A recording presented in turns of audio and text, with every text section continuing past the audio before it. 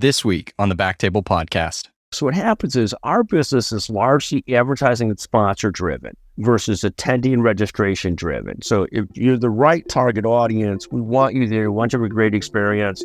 We'd like you to pay, but we're thrilled if you don't pay. We need to make sure, there's a great Google concept for audience development that the best price is free. So all of our digital newsletters are largely free.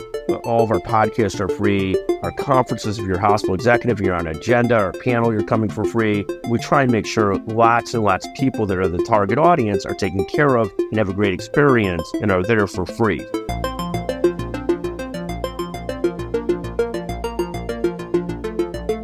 Hey everyone, and welcome to the BackTable Innovation Podcast. You can find all previous episodes of our podcast on iTunes, Spotify, and on BackTable.com. This is our next installment in the BackTable Innovation Show, where you will hear stories from physician entrepreneurs who are helping to drive healthcare forward through medtech innovation. Today, we've got a very special interview I've been really looking forward to. I've also got a co-host on this one, Bryan Hartley. Welcome, Bryan. Thanks, Aaron. Good to be here. Scott, great to have you. We're going to be discussing innovation in healthcare media. And with us today, we have Scott Becker of Becker's Healthcare. Welcome, Scott. Thank you, folks, so much for having me. Bryan, Aaron, what a pleasure to be with you guys. What can I tell you? Scott Becker, I'm the founder and publisher of a media company called Becker's Healthcare. Becker's Healthcare is in a handful of core areas: hospitals, health systems, surgery centers, orthopedic and spine, and a whole variety of other areas. Has grown to have 100 full-time employees, 30 full-time writers, big events, big, websites and electronic newsletters, probably about 20, 30 electronic newsletters a week in different niches. By background, I'm a lawyer, and it's a whole story as to how I ended up in this business. So the two things I've done professionally over the course of my career are both in healthcare, as a lawyer in the healthcare world, and then in media and healthcare. And I started this Becker's Healthcare 30 plus years ago. Also, my law career 30 years ago or so, and was somebody who went to Harvard, is almost can't help themselves but tell you that they went to Harvard within the first 30 seconds of discussing it. It's a character flaw. So I did go to Harvard Law School, but I did go to University of Illinois undergraduate. And there's a whole story between, I had very fascinating time at Harvard because I was a teaching assistant. I don't want to jump too far into everything too quickly, but one of the students in my class was President Obama. He wasn't president then. He was a first-year student. I was a third-year student. And he was, just by background and clarity and not false humility, he and another student in the class were 1 billion times brighter than myself. And that's not false humility. So I would try and teach. And what Brock and this other gentleman, Eric Poser, who's not a law school professor, would do is say, I think what Scott is trying to say, and I think what he means is this. And it was literally like a Saturday Night Live skit, but they did it so graciously, so wonderfully, that it wasn't offensive. But in any event, Becker's Healthcare, a lawyer at a large firm where I headed up the national healthcare practice for a long time, founded Becker's Healthcare, went to Harvard Law School, a CPA, written and authored stuff, speak. And just a pleasure to be with you folks today. And I'll shut up for a second and turn it back to you guys. Thank you so much. No, Scott, I love that. I love that you started with a story too. But yeah, let's start with, after law school, you're in practice. Was there something in your personal career that sparked the idea for creating the platform? Since it was kind of a niche topic in the beginning, right? 100%. We started off in the surgery center area, but the real story behind founding it was, I was a young lawyer. Like at one time, you guys were very young doctors. You're still young doctors, much younger than I am. But as a lawyer, the first firm I worked at was a mega firm where it became clear after a few years that somehow or another, you had to have some control of your career. And the only way to have some control of your career was to ultimately have your own client base. And so I ended up sort of in this healthcare legal business representing surgeons, hospitals and health systems, surgery centers, and other things, and was trying to build a brand for myself as a lawyer is how this started. And this goes back to I was in my 20s, which dates me some, but it had started with a very, very small newsletter, a very, very small conference. And when it first got going, it was really intended to be just a legal marketing to brand myself as a lawyer. And the experience was at my first firm, which is a mega firm and what one people would think of as, almost like a sweatshop today in terms of law firms, it was just brutal. And the lesson that I got was you couldn't be in legal practice at a big firm, at least back in the day, without having some control of your client base, control of your life, meaning that you had your own client base. You weren't just somebody else's personal dog. And I didn't want to treat anybody poorly. I just didn't want to be like that. So if you ended up at a big law firm when you were 50 years old, you had no control over your life if you didn't have your own client base. So early on, I decided I needed my own client base. I started personally branding. And some years into building and starting that personal branding effort in healthcare, it became clear to me that this was different and more than just legal branding. We could turn this into a real sort of business around healthcare media. And that was the big transition. And that was probably about 5 or 10 years in where I started to hire people. I didn't have, quote unquote, a co-founder, but I did have a brilliant woman who joined me about 10 years in named Jessica Cole. And Jessica was, by chance, a client's niece who started with me out of college. She was in college. I was already a lawyer 30 plus at that point. And that was when the company became a whole different thing. It moved from being sort of legal marketing and branding and trying to develop a brand for myself into a true media company. And that's when we started to expand. At some point really early on, Jessica was a young person, incredibly gifted. And really early on, I said to everybody that worked for me at that point, I had 10, 12, 15 full-time employees in the media business. I sort of shook my hands and said, oh my goodness, I can't deal with this. I'm also running a full-time legal practice. And I put Jessica in charge of everything. And so when you talk about instrumental, put her in everything in terms of commercialization of the business. I ended up still being, for all practical purposes, chief content officer, but I let her organize everybody, commercialize everything, worked with me on the vision of what we're trying to do. And that was the big, huge transition. That's how it started. But that transition 5 to 10 years in was really the big transition to being a media company versus being a branding type of thing. What was happening in those first 5 to 10 years? When you say you were just trying to do legal marketing, were you sending out a newsletter or you were trying to drive clients, I assume, to you in healthcare?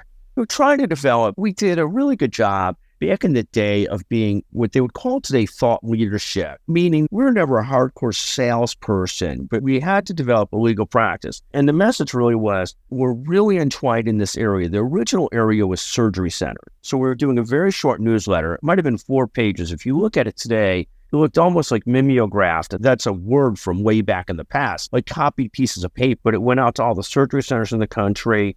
You mailed it. We mailed it. Yeah. This goes back 25 years ago when websites first became a thing. We started a website around it. And it was a very premature vision or immature vision of what we have today, where we've got multiple websites and they're visited by millions and millions of people.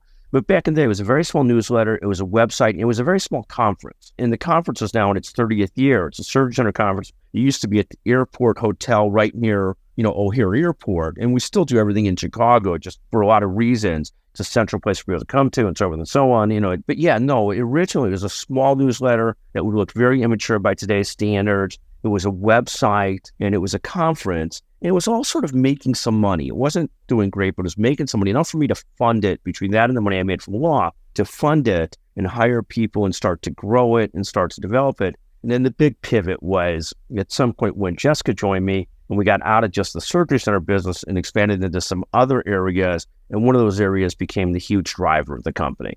So having met Jessica, I agree, she's brilliant. And it sounds like in EOS terms, like she's your integrator when you're the visionary, basically, right? Yeah, I would think that is a great, like the Gino Wickman EOS concept of operating systems and so forth. I would say that was the original sort of pairing, sort of visionary, and she was the integrator. The flip side is, and we talk about this in business regularly with founders, there's 3 stages of a founder. And it goes to this point on Jessica. At first, a founder does everything himself or herself. Then he or she hires people that do all the different tasks, all the different pieces of the business, but aren't necessarily accretive in a different way. It's still 1 + 1 = 2 or 2 + 2 = 4. And then at some point, the visionary puts people in charge, or the original founder, that are far better than himself or herself. And that's, I think, the 3rd stage of being a founder. And so what happened with us is Jessica and a number of other people ended up being so much better at the things that I used to do. That was one of the keys to moving the business to a whole different level. So if we started off with a visionary and integrator, Jessica became far better as an integrator than I ever was, and became my equal as a visionary as well over time. We view that as the evolution of a founder from the old phrase, does everything, to hires people, but not necessarily they're that much stronger than him or herself, to now where every single thing I used to do can largely be done better by somebody who leads a department of the company. So if we have 100, 110 employees, there's different leaders that are just, and it's not false modesty. That's where you want to build to. Yeah. That's interesting. I've got two questions. Number one, did you have to fund any of this yourself out of your own pocket or all of it? We funded it all myself. The beauty of it was, and I talked to him about this regularly, and there's a huge between venture capital sort of businesses and businesses that are made for cash flow. I grew up not in a particularly wealthy family, and cash flow was important to me. Like I was always, you're one of these people who's money scared. And so cash flow is very important, very different than people today. You find all these VC funded businesses that have different sort of odds of success that are funded to grow like crazy and then find profits. I was funding it myself, but it cash flowed relatively early on because we had these small conferences it was very small money, but they cash flowed enough that between my legal practice and the business, I was able to start to hire people till we got through that middle zone over that hump to where it really was able to to cash flow itself. And so, yes, I funded it all myself. 30 years later, we did at some point sell part of it to a private equity fund and so forth. So we've got those kinds of partnerships today, which is a whole nother set of subjects and, wonderful, but love-hate subjects. Positives and negatives, but it's gone overall great. But I funded it all myself for a very long time. Yeah, and I definitely, the key of this, I want to get to that hump that you were talking about and when that happened. But before that, it sounds like you kind of found the power of branding. At first, it sounds like you were just driving, you were trying to grow your practice, and then you found that, oh my gosh, this is a tool in and of itself that could be a business. Maybe you could talk a little bit about that transition, and then I definitely want to hear about the hump. Well, sure. So the transition was really exactly that. It was at some point where this sort of small business started to do nicely and started to be like, there was more and more demand for it. Like we were doing these conferences around surgery centers, and there was just more and more demand for it. There was more and more people that wanted to come to it. There were more and more companies that wanted to be in front of the audience. And we sort of started, that was at the point where I started to hire full-time employees into it. And Jessica was one of those early employees. It became clear, but it's a discussion we have all the time about people and business. Not to digress. We view businesses in three parts, really: niche-centric, customer-centric, team and people-centric, sort of three big cores to business success. That you're winning in a niche, that you're really in a niche, great customers, you take care of those customers really well, and that you're also great people and great teams. And so I was having a discussion the other day with a small business person who's growing a business like crazy, and he or she's got the problem, he in this case, of got one core employee, and that core employee wants to leave. And one of the things about a middle point of business, a starting point of business, an evolution point of business is any real business, you have to decide what you're trying to do with the business, but you have to get through this middle zone where you're so reliant on one person, one customer, one team member, one whatever. And so this great challenge, at some point, you're forced to grow because to be able to retain and build the team you want to build, you need more product, more opportunities, more everything. And so you're sort of in a spot where Jessica and I studied at one point 2 different businesses. We modeled ourselves after one of them, but a lot of the growth and expansion was based on the fact we just couldn't live with being so reliant on just a couple of people. So these teams they go side by side because you're building a team, you're building a client or customer base. You have to be great at taking care of that customer base and serving your niche. You have to be fantastic at it, but it's sort of, they go hand in hand, because if you keep a business too small, you're too reliant on a couple people and a couple customers. So there's this middle ground you have to get through. And that's a very stressful middle zone in businesses. And tell me, so you got one group of people you're going after, and you said you had your conferences, your surgical centers. Is that the group you're talking about right now was your initial group that you were reliant on? And then to grow, you had to look at adjacent groups or expand into other customer groups. And what were those groups, and how did you make that transition? 100%. That's exactly right. So to build a little bit more, less fragile sales team, less fragile editorial team, less fragile events team, we couldn't just be in one niche. It was just very hard to just be in one niche. That's high risk too, I guess. If anything happened, it would be, it's got one leg to stand on. It's high risk, and you need enough people in sales and editorial in your core functions to have a great team, and not to have one person that, oh my God, that person quit, whatever reason, or the person who doesn't work well. So side by side. So at some point, 20 years back, maybe 22, 25 years back, we expanded into 2 next areas, which were hospitals and health systems and orthopedic and spine. And this was, again, what happens in businesses, you're constantly learning. So for us, surgery centers were very, very close to orthopedics and spine. And so we thought this would be our home run area. This would be the next big driver of the company.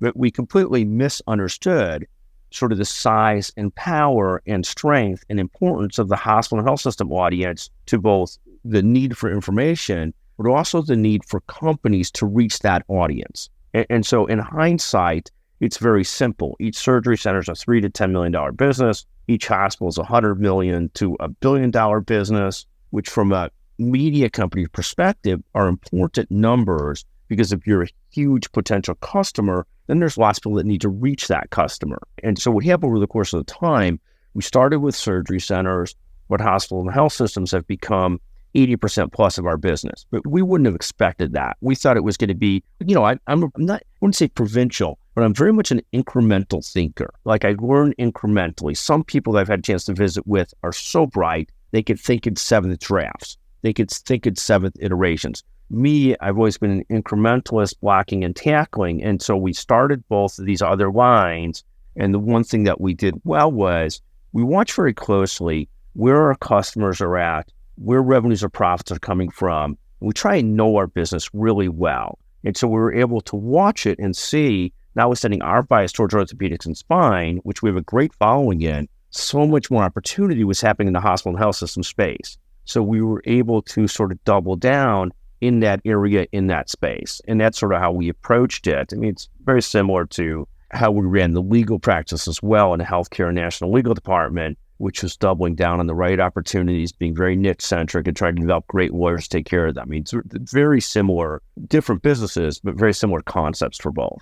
So you made this move, from what I'm understanding, you started surgical centers, and then you said, well, there's this whole group of hospital systems that have a 10x the budget or revenue, probably both. And so you started targeting them. And how did you make that transition? Did you hire folks? Did you do the research yourself? Did you just start taking the same information and market to them? And so in each of our what we call a vertical, today is an example, we have audience members in person, we have readers, and we have listeners. So readers, listeners, it's a different target group. The target group for surgery centers was pretty connected to the target group for orthopedic and spine, meaning a lot of orthopedic and spine surgeons are investors in surgery centers.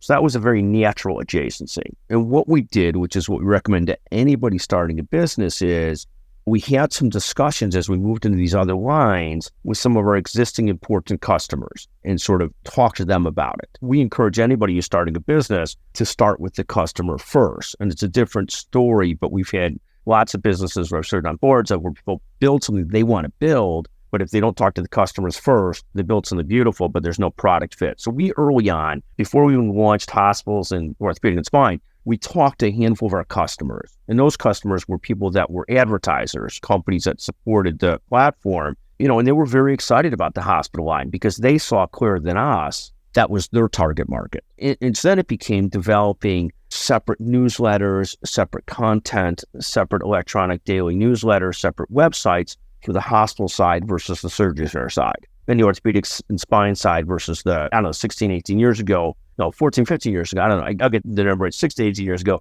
we launched our first hospital conference, but it's a separate audience. I want to talk about those three verticals you just mentioned, readers, listeners, in person, right? That's what you mean when you mean verticals. You're not talking about your different ASC, ortho, spine, hospital review.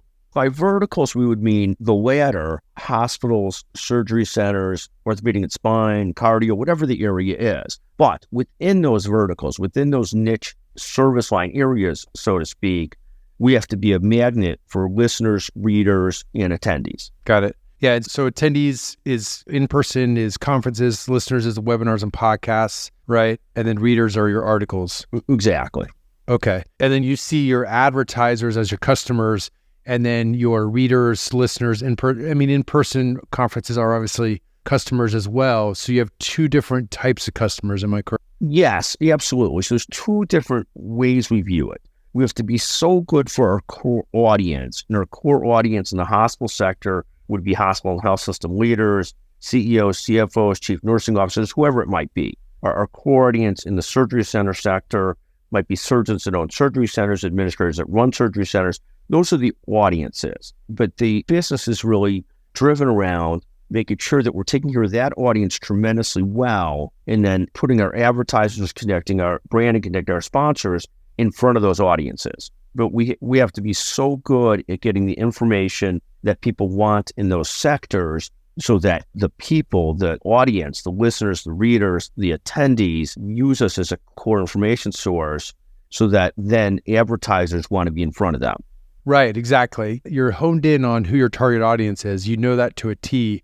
How has it been? I'm sure there's been challenges along the way, because this is actually something that I've talked to Jessica about, is like, who's your ICP, your ideal customer in terms of advertiser? Because as you know, some advertisers want more than to just get in front of the target audience. They want to actually control the content. Can you talk about challenges that you guys have had along the way with that? Sure. I mean, what's happened with advertising, and this is the fascinating transition over a 10, 30-year period, there's two core kinds of advertising. There's what we call brand advertising, and there's lead generation. So if you went back in the day, the big companies would advertise on TV, and they weren't looking for leads. They advertised in print, they advertised wherever they advertised, but they were trying to build their brand. So when a consumer went into a store, they bought Tide or Clorox or whatever it was, but the same thing across the world. If you look at today, and the biggest companies are extremely focused on this too, much more of advertising and sponsorship spend drives back to, am I getting leads? Am I actually reaching my customer and turning that into business one way or another? And so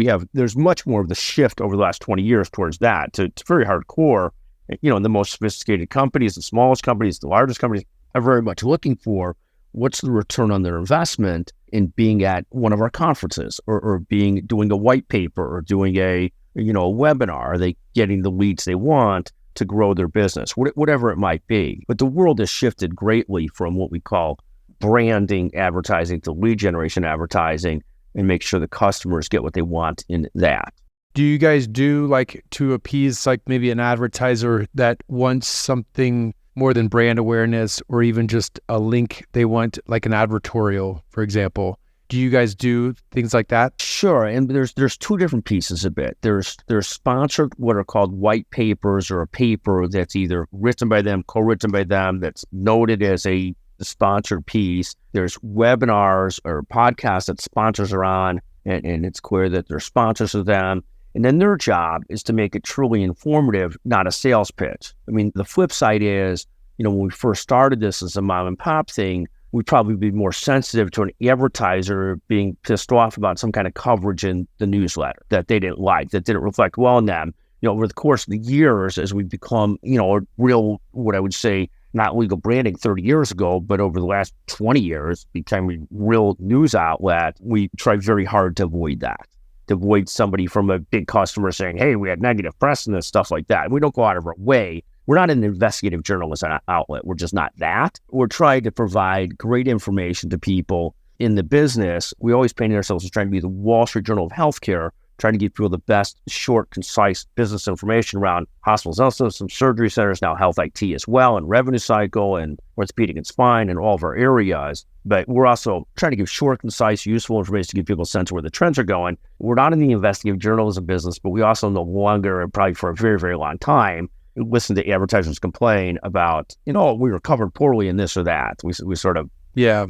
Well, I could see that. And also, like, on the reader side, do you ever get pushback like, hey, there's too much advertising here, or this is too much promotional stuff here? Do you ever get that sort of feedback as well? We don't get a horrendous amount of it. No, we'll get two kinds of feedback. It's very important at our conferences that you maintain some balance in your ratio of everything, of like people that are the true audience versus the advertisers. So you go to a conference and it's become too sponsor heavy, where you can't run into a health system executive without running to 10 advertisers. At some point, unless that's a conference where the advertisers do a lot of business with each other, that becomes a horrible ratio. So we have to guard against those kinds of things. We have to manage that to make sure there's enough attendees for the amount of people that are there that are in the vending or selling business of some sort. Online, we're pretty disciplined about. If you look at every electric newsletter, might have 15 items, of which 2 or 3 will be links to an advertising thing of some sort, some kind of text ad. At the end of the day, you have to maintain your sort of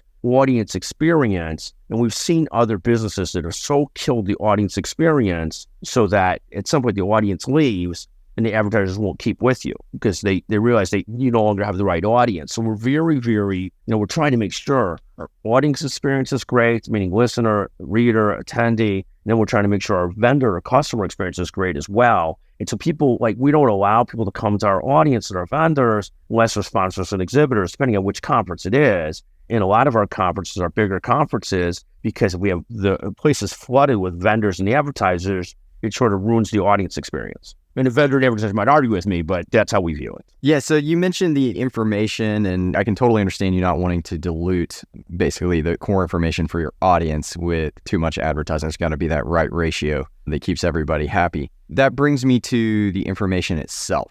So I would love to hear a little bit about your funnel. So where do you take information in, and how do you develop writers, which I assume is what you have, writers to distill it down to its basic information and also provide kind of a Becker's voice? I assume you have to have like a standard kind of way of doing things. It's like going to Starbucks, right? I want it to be the same in Seattle as it is in New York. And I assume you strive to do something like that. Yeah, no, we try. And so we have 30 full-time writers that cover different areas. I said 30 full-time, some are part-time, but all quite productive generally, some more than others, but a fantastic writing group. We've always viewed the editorial team as the crown jewel of the company.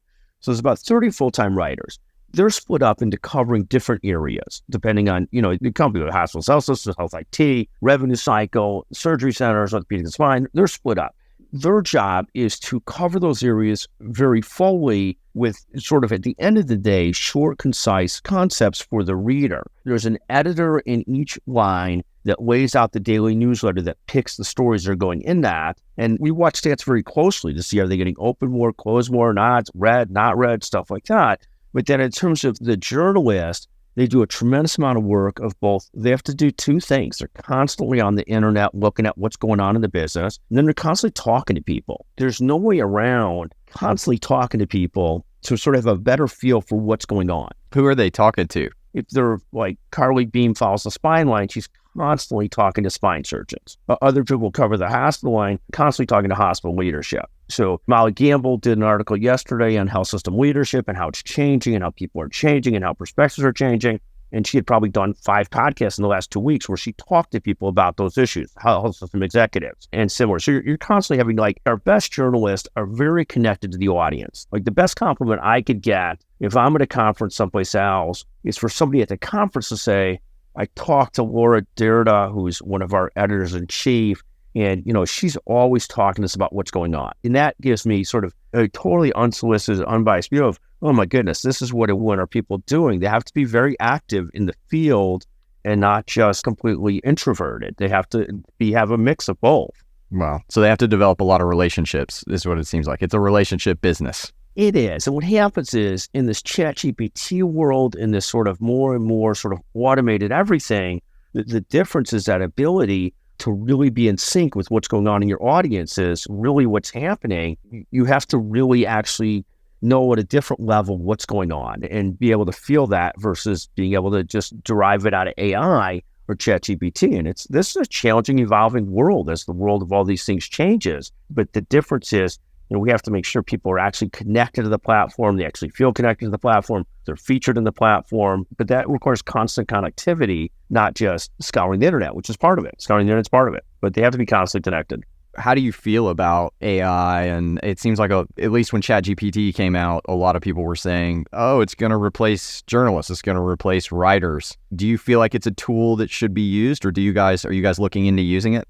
Yeah, I don't think you could be in the publishing business without trying to figure it out. I mean, I don't think you can be in most businesses without trying to figure it out. I mean, at the end of the day, it puts a bigger and bigger premium on that second set of skills we were just talking about, which is, we always viewed the person who lays out an electronic newsletter is very, very important, because that person has got to decide what is going to connect with readers, what's interesting to the readers, without being clickbait, without being just like, this person died here, so it's interesting. But they have to be able to connect with the reader in a way that's intelligent the reader wants.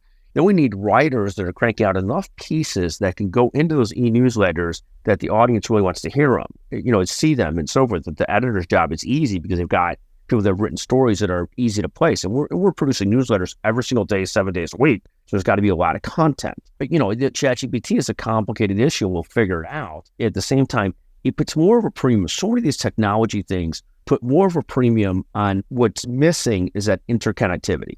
And so, one of the things, it becomes more and more important for our e-editors to really know what readers think and want, to really be connected with executives. So those executives find it interesting, and there's just a lot of that. We view things as everything in life is this great mix of great information plus a camp newsletter. But what I mean by that, if you had a kid that ever went to camp, the only thing that anybody cares about in the camp newsletter, there is one thing. Is their kid's name in the camp newsletter? Did Johnny or Susie get a double today or not? That's the only thing anybody cares about. And so, we're very big on being highly personalized and highly sort of like, we're not personalized each newsletter is for everybody, but we're very big at making sure this works for this audience. This somehow or another touched somebody. It touched somebody. Somebody was pleased to read it for a different reason. I mean, it's this great mix of great information, the Wall Street Journal of Healthcare, and naming systems, naming people, hopefully more in a positive way than a negative way, and making sure people see it because people follow it. Yeah, Scott, I like your view on the Chat GPT. My whole concern with it is it's just going to create more noise out there, and we're going to lose that signal noise ratio, which is really what you're getting at with like what's connecting to the reader. And it's harder to find those connections, I think, now, like that, that everybody's obsessed with having a zillion connections on LinkedIn or Twitter or Instagram, but what are the actual valuable connections there? And it's the same with content, I feel like.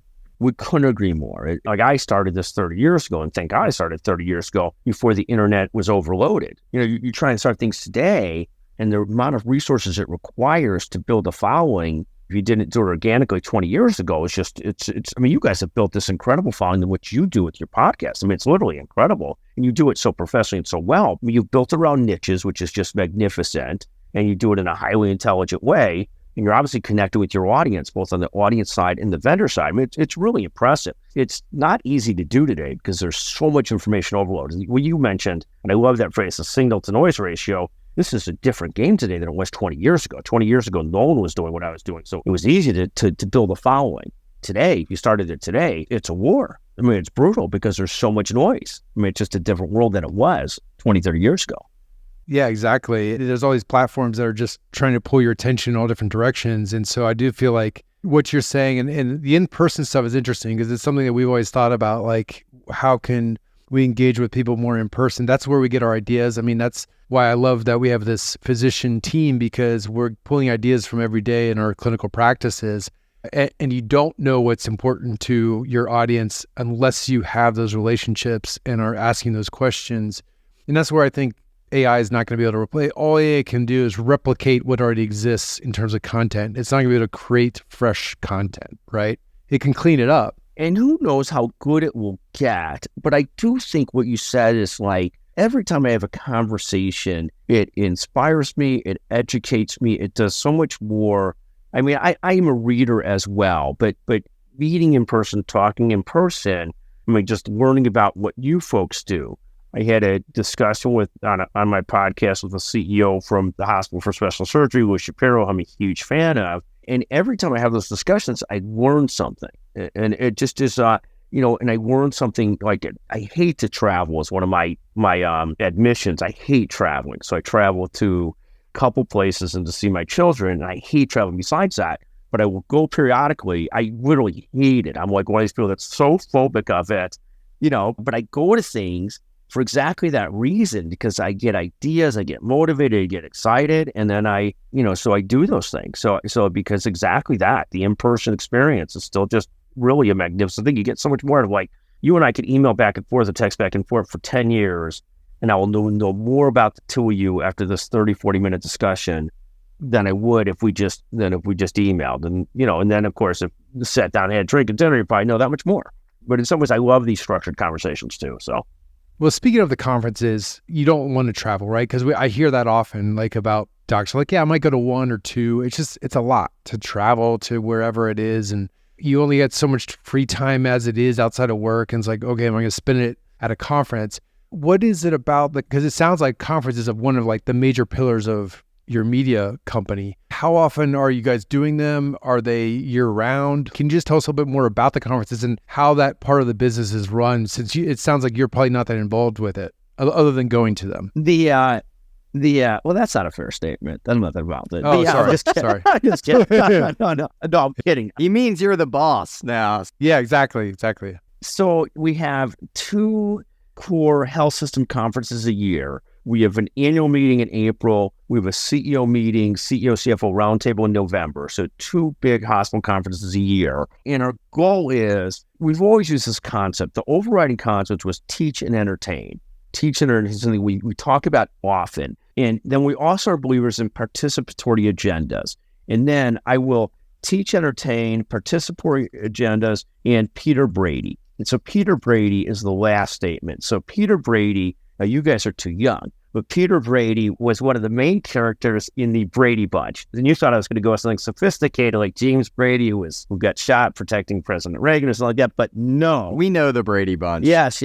So the Brady Bunch, yeah. So you know the Brady Bunch, even though you're a little younger than I am. Peter Brady once threw a party and nobody showed up. And so the concept that was always talked about is you never want to have what's called a Peter Brady party. So we live with 3 concepts. We live with teach and entertain. So we'll have lots and lots of business sessions, but then we'll also have big keynote speakers. So we've had Bill Clinton, we've had President Bush, we've had Laura Bush, we've had Hillary Clinton, we've had Kareem Abdul-Jabbar, we've had Bobby Knight, we've had Bill Walton, we had Mark Cuban at our last conference speaking. That's the entertainment part, to keep it interesting, to give people like another reason to come because we want people to have a great experience.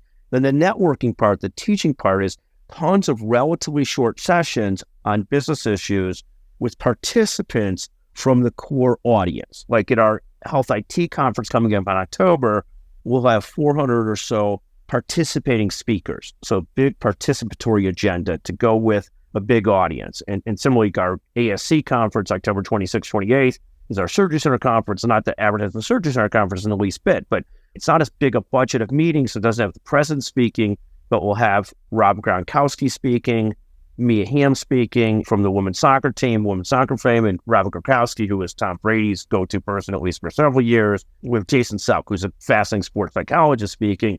But we try and make sure every conference is teach and entertain, big participatory agendas built around our core audiences, and then we try hard. What we've always said about building conferences is we want to build it such that on day one, we know we'll have a serious audience. And that's the concept of avoiding the Peter Brady party, is we know that we're not even going to put on a conference unless we got 50 speakers on the agenda or pick a number.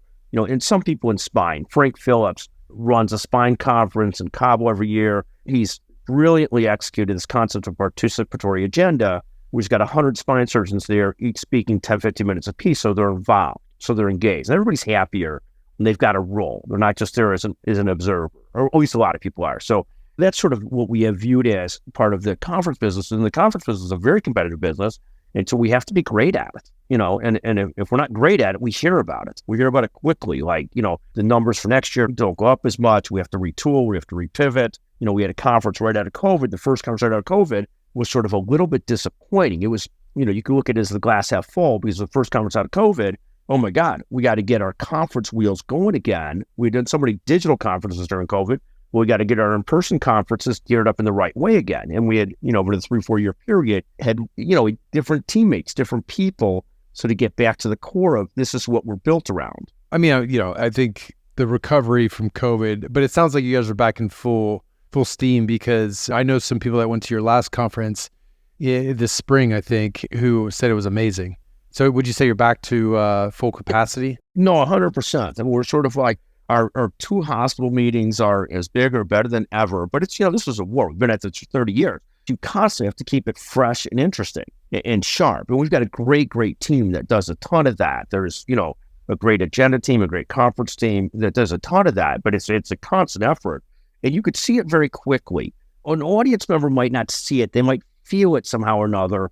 But a founder, entrepreneur, leader could see very quickly this is hitting right or not hitting right. You could see the vibe very quickly. Are we really hitting where we should or not? And it's a constant effort to stay fresh and interesting and meet a need for the audience and for the sponsors and advertisers. But if we meet the need for the audience, generally the sponsors and advertisers, it's not that they take care of themselves, because they don't. We have to work hard to make sure they're there and front and center and all those kinds of things. But if we take care of the audience first, a lot of other things go well.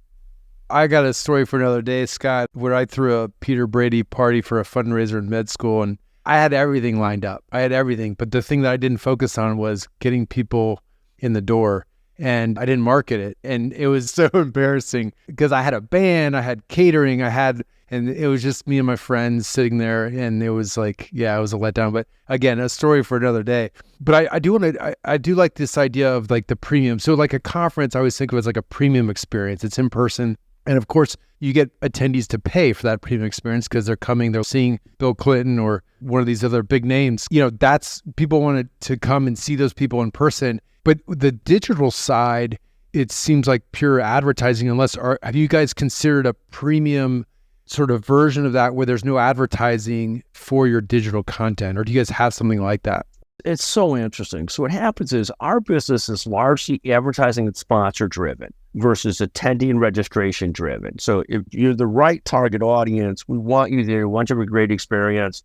We'd like you to pay, but we're thrilled if you don't pay. We need to make sure, there's a great Google concept for audience development that the best price is free. So all of our digital newsletters are largely free. All of our podcasts are free. Our conferences, if you're a hospital executive, you're on an agenda or a panel, you're coming for free. We try and make sure lots and lots of people that are the target audience are taken care of and have a great experience and are there for free. So our business comes from the other side. In the sort of business world, as you folks know, all that big business talks about is quote unquote recurring revenue. This became sort of the phrase of the day, particularly during COVID, during Peloton, during everything. Everybody wants a recurring revenue system. The Wall Street Journal and New York Times have done better than anybody of the major newspapers in being able to command a premium subscription, a subscription rate to go with their advertising. And it's really been the savior to those two audiences as print advertising changed over the years, that they're able to, online and in person, have a subscriber. We don't have a lot of subscriber revenues. Years ago, our newsletter, we got out of it really, people might subscribe to it, but we really got out of caring about whether they subscribed or not, meaning the print news magazine, the e-newsletter, the same thing. We do have a separate offering that's been started. It's not yet really gotten going that much, which is called My Becker's Healthcare or My BHC, which is a premium offering around things without ads, without those kinds of things. But it's an experiment more than a core. But this concept of everybody is, everybody's looking for something that gives subscription revenues to go with other kinds of revenues. Yeah, it's kind of like what's going on with entertainment with, the Netflix and Disney, and then you still have Prime where you can just buy something on demand rather than have a subscription. I agree with you. It's like, what's the right way? I mean, I think there's an audience that's willing to pay for it to not have to deal with advertising. I like free stuff. A lot of people like free stuff, right? I mean, we still have a ton of free stuff. We're huge fans. Yeah. We're huge fans. Our goal when I first started this was building an audience. And at some point, collecting subscription fees when you were bottle washer, cook, everything was just like, oh my goodness, you collect $100 here, $90 there. I want to shoot myself. And I say that facetiously, I don't want to shoot myself, but it was brutal. It was brutal. And so we sort of got out of that business. I'm a reader and an incremental learner. And a lot of things you do instinctually, but then you read and then you understand and you double down on. There was a great book about Google 100 years ago called The Best Price is Free, something like that. That was one of the clicking spots for me of like, oh, got it. We want to make this free to everybody. Our goal was, we were competing back in the day with a great publication, great print publication called Modern Healthcare, and still a great print publication. But at some point, I was funding myself, as we talked about earlier. I could not compete with the print publication. I just didn't have the reason. I couldn't do it. We couldn't send to more people than they were sending to without going broke very quickly. And so we had moved to very quickly a concept of we want to be number one on the web. We wanted to be number one as a digital place. And so we doubled and tripled down on that. And that's where we went with it. And it really, with very much the model coming out of this Google concept of the audience is free. I think you brought up a bunch of things right there that just one thing I want to talk on is charging for everything. You guys have kind of been going back and forth on that. And it's like airlines, right? They're charging for if you want to bring an extra coffee on board. They're like, oh, that's gonna cost you. So I was reading actually on your newsletter that it seems like some hospital systems are going to start charging for using MyChart. Where do you see that trend going? Because if I draw that out, it gets a little bit scary. But I'm just curious. Yeah, no, it's a very complicated issue because what happens is, like, if I look at my internist who I love, who's a friend since I was a kid, who's just a really good person, good doctor, more and more, I don't want to go see him. I want to text him on the app and say, can you fill the prescription or whatever it is, or I'm having this trouble, can you deal with it? And what happens is, and they won't do that unless you do your physical with them every year, you do those kinds of things with them every year, stuff like that. But at the same time, at some point, like his time is valuable too. And if you're like, I'm, of course, as a lawyer publisher, I am overloaded with emails, and I'm guilty of overloading other people with emails because I got a million electric newsletters and electric offerings. So it's like, but if I'm a doctor and now I have to see people in person, and I've got to also respond to all these texts and so forth.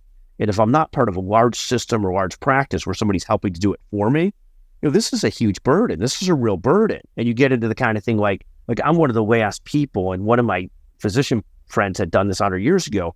I don't have voicemail on my phone because I don't want somebody to call me and leave a message that I have to listen to. You follow me? If it's somebody I know the number, I'll call them back right away, et cetera, et cetera. But it's like, I don't want voicemail. I don't want to excuse my language, I don't have to check my voicemails and listen to what people said. I got a problem on this. I never listen to my voice. I don't know what it is. You leave me a voicemail, I'm just like, all right, you must be crazy because we have text and you could text me. Yeah, well, you know what's interesting here in Europe, what they do is they'll send you an audio file via text. That's the new voicemail. Is this like, here's my immediate voice that you're going to listen to instead of like going to your, you know what I mean? It's just, it's interesting because that also feels people like voicemail though. It does, but they do. I'm going to send you a message to your phone and you're going to listen to my voice. Everybody does it in Europe because they don't want to sit there and type it out. Golly. Yeah. But anyway, sorry, Scott. But I do think on the MyChart thing, it's a complicated thing because if a physician's time ends up getting spent reading a ton of emails, messages, texts, I mean, the good thing they've done is they almost have to go through the app, through the system, versus going through North Shore Connect or Advocate Connect or whatever it is, wherever the health system is. Like you can't text the person individually, which is thank goodness. But it's if you're a physician and you're, in certain specialties, seeing 20, 30, 40 patients a day, so they have to sit down and respond to texts and emails. It's real work. Okay. I'm just curious because I feel like this may be a trend, and I know that's what you guys look for. It's certainly a trend, but I don't know a way around it. I mean, Medicare, Medicaid payers aren't going to pay for it. If a physician's time becomes 100% seeing patients and doing records, and then it becomes 70% seeing patients because he has to spend 20, 30%, he or she has to spend 20, 30% of their time doing emails and messages. That's revenue dropped, and it's just not fair. It's not fair in a profession that's getting beat up as it is. Totally agree. All right, I have a couple more questions. Then we'll kind of wrap it up. Number one, for you, what's more important? And you kind of alluded to this. If you had to pick one, you can only pick one. Conferences, newsletters, or website? Well, there's not one. There's not one. Conferences and digital. You have to pick one.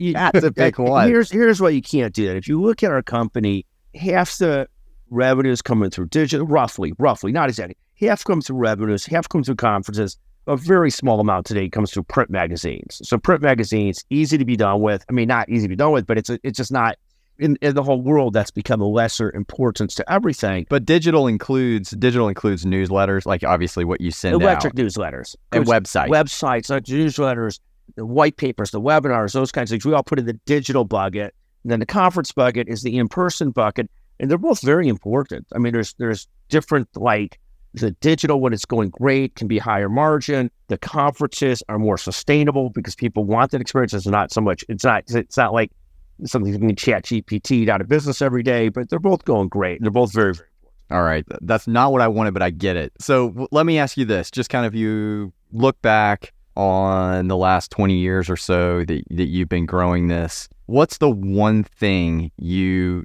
focused on that got you to the success this place that Becker's is today? If you had to boil it down to one thing, what is it? If I have to boil it down to one thing, and we've written a book on business concepts, but at the end of the day, and again, I'm a reader and an incremental thinker, I would say it's the building of teams. I mean, at the end of the day, I was fortunate to build and understand this early. It wasn't without problems. I built a magnificent team of leaders in the law firm.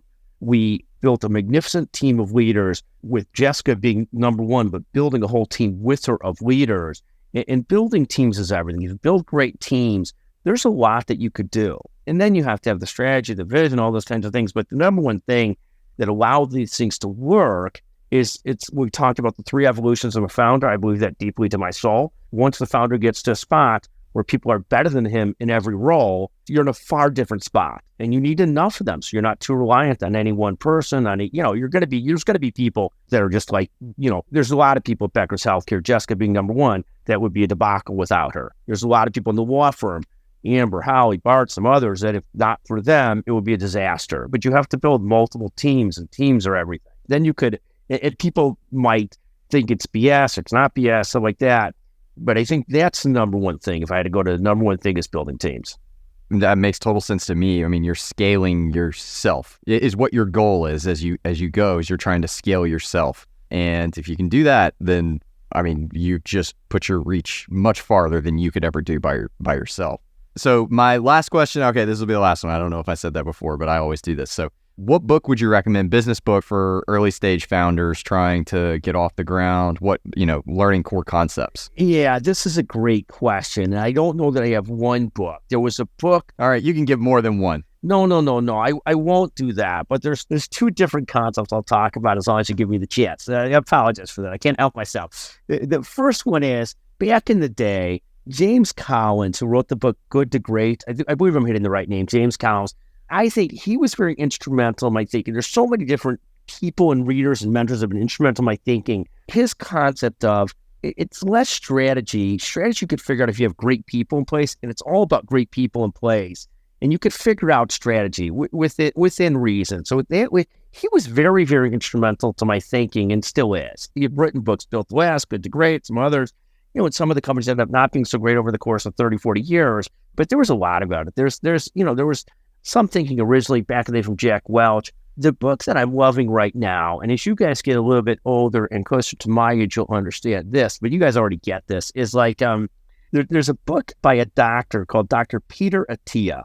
Outlive? Yes. And I think this concept of, at some point, and better earlier than later, we just gave a speech to spine residents and fellows. And one of the things we say to spine residents and fellows is, early on and then forever, taking care of your physical and mental health is so, so important. And then the other thing we talk about is always living within or below your means, so you're not fragile to anybody. So you're financially stable. But, I think about those things often. But the book, because I'm just finished Outlive, Peter Attia's book, but we think about those subjects. We've made a huge transition over the last 20 years from raising children to growing businesses to now as much a focus in life is staying physically and mentally healthy, because it's just so, so important. And in the internet age, COVID age, even more important, because it's such a challenging thing. So I love Good to Great. I loved Outlive, but more than just loving the book Outlive, I love the concept of people making core focus of their life, or a big part of their life, physical and mental health. They're not always easy. Yeah. Great. Aaron, anything else? I think that's fantastic for me. No, I'm looking forward to the Bryan Hartley summary. Okay. Yeah. Hit us with it.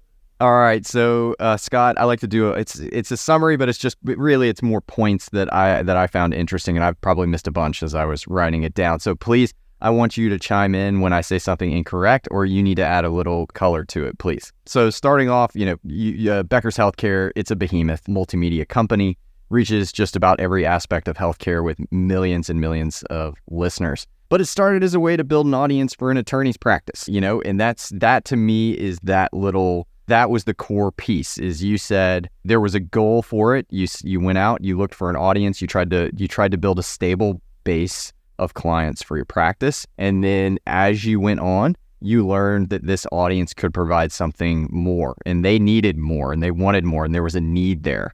So I found it so interesting that the brand and audience became so important. It superseded anything you were trying to do at the beginning. And I think that shows for early entrepreneurs, you don't know exactly where you're going to go with something. And Aaron knows exactly probably what I'm going to say next is BackTable started as a website for kits. We were building device kits, and that's what we thought this was going to be, right, Aaron? And then, however many years later, it quickly became, oh my gosh, everybody wanted to learn through podcasts. So I think it's an important point to make that you don't know where you're going to go, but just starting and getting out there and building a brand probably leads to unexpected benefits throughout your career. No, I love the summary, and I think that's exactly right. And so many people in trying to build something never take that first step. And those first steps are very challenging. I remember early on, a physician friend of mine said, I get your newsletter, I use it for toilet paper. And as you get started, until you get started, you don't really, there's a great other business phrase, and I'll shut up in a second so I can out myself, which is you don't know you're hitting anything until you get punched in the nose. And it takes working hard enough, putting yourself out there enough, till you start to take some of those shots where people start to, and then you sort of have to push through those things to people go from like taking shots at you to respecting it after you've done. I mean, what you guys have done with BackTable Innovation is insane. I mean, it's insanely incredible success you've had in just a couple of years. It's amazing. That's rough, man. I haven't heard that. Toilet paper. Oh, yeah. Oh, it was brutal. It was brutal. It's an anesthesiologist friend of mine, and he just thought he was being funny. But to me, who was working so hard at this, I was like, it's your baby. Yeah. It really it's was. Like calling your baby ugly. Yeah. Okay, next I have about 6 more or 7 more points. I don't know. I keep writing. So 3 evolutions of a founder. I love this. So number 1, you do everything yourself. You're the jack of all trades, master of none, just trying to push things forward. Then you start hiring a few folks, but you still have to be able to manage everything and even micromanage so that you keep progressing. You've increased your ability, your reach, but you're still putting in probably that same amount more effort. Special things start to happen when you hire people to replace yourself that are better than you. And that's when probably the song starts to sound like a piano concert rather than somebody playing chopsticks. So I really liked that. You mentioned this, a winning business. You said you have to have, and I want you to correct me here. You said you have a niche business, customer focus, and good people. And I think that goes along with a lot of the other things you said. But did I say that correctly, or what did I? We view it exactly that. We use the phrase niche-centric, customer-centric, team-centric. Those 3 things are just the critical building blocks of anything you're doing. Got it. So I love that you mentioned take care of your audience first and everything else will fall into place. I think that's great. And then at the end, you gave a really good point. Most important aspect is to build a team of leaders. Build great teams, and there's really nothing you can't do. And I think that is, if that can be the North Star of many early stage founders, I think they will become successful. Because when you hire great people, they're going to find the problem. They're going to find the solution to all your problems, right? I think that's probably the key. As an individual, you don't necessarily see the solutions to all these problems that you see coming up in front of you. But hiring a team, they may see that, and they will be able to get over that. And that's why it increases your chances of success tenfold. There's 2 things I would add to those 2 points you just made. The first one on the team, as you build a team, there's a ton of sorting out of that team. You can't prejudge. I've seen so many people hire somebody saying, that person's going to be the great, great hope of the company. This person will be the great, great way to this, great way to that. And it's not until you have people with you for some time that you really understand their strengths and weaknesses. Some of our very best people started in one role, moved to another role. Some of our people we thought were going to be our best people aren't with us. Other people where we didn't know that would be phenomenal. I knew Jessica joined me in college. She was literally working out of an apartment. I had no idea she'd outperformed the 10 other people that I hired. Within 2 years, she had so outperformed everybody. I was like, she's in charge. I can't deal with this. And I was not like, I can only manage so many people. I was like, oh my goodness, let her be in charge of it. The other thing I said about building an audience first, 100%, you have to be so good at what your audience wants. But the rest of it, if I said to Jessica, the rest of it takes care of herself, she might kill me. Are you kidding me? You said this platform. Yeah, it just falls into place. Basically, it runs itself. Exactly. But no, you have to constantly have a commercial eye on stuff too. We say other people that are building software companies, I'm sure like up a software boards, like you have to both be great at building software and you have to be constantly commercializing to make sure you're meeting something that people need. So it's this constant 2-focused effort of both. Take care of your audience and constantly have a commercial eye on things. So we'll put those 2 things, we'll pair those 2 things together and execute. Of course, you got that. Exactly. All right, that's all I got, folks. But thank you so much, Scott. Thank you, folks, very much.